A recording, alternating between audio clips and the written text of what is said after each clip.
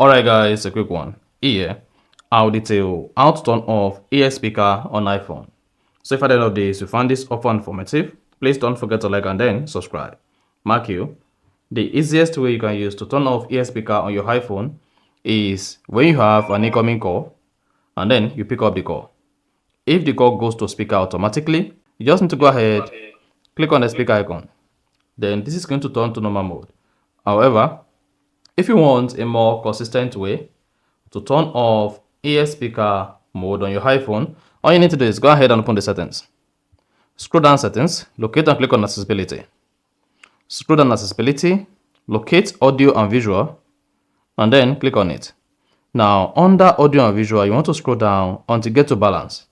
Then drag this to right until you have 1.0. This is going to adjust the audio volume balance between left and right channel, and this is going to help you to fix your ear speaker or your iPhone, and it's going to turn it off each time you have an incoming call, and then you are good. So if you found this offer informative, please don't forget to like and then subscribe.